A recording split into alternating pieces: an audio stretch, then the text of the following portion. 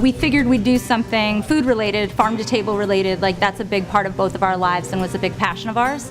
But then we just kind of like ditched the whole food idea at first anyway, because he was a chef for a good 15 years. And so we decided to apply that same farm to table ethos to beer, which now seems like a very obvious thing to do. But believe it or not, back in 2010, we were writing the business plan. People weren't doing this, especially in New York State. Every ingredient holds its own in a certain aspect. Some of the terroir that you get from utilizing local New York State grains and local New York State hops is pretty incredible. There was 15 acres growing or somewhere around there when we first started.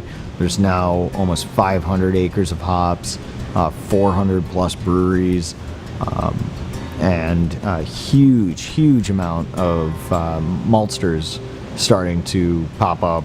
We typically utilize New York State hops in building the base of our beer. We're using it to build the juice characteristic of an IPA.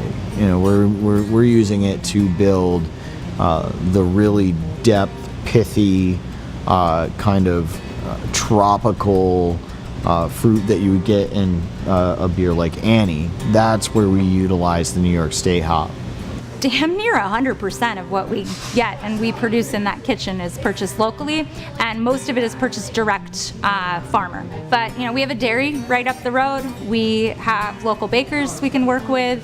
We buy our beef by the cow from an Amish farmer. We buy whole chickens from the same farmer. So we work with lots of different farmers.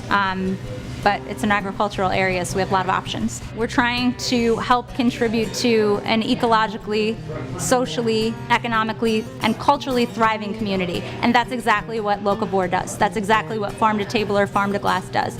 Just seeing that growth from where we started in 2012 with 65 breweries in New York State to 400 breweries now in 2017, it's a magnificent growth, and the beers that are coming out of this state right now, I think, are some of the most world-class beers you will ever have.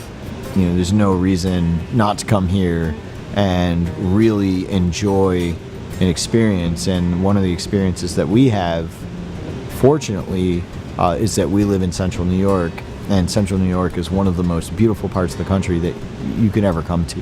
To drive through that just to get to another beverage destination is probably one of the best things you can ever do.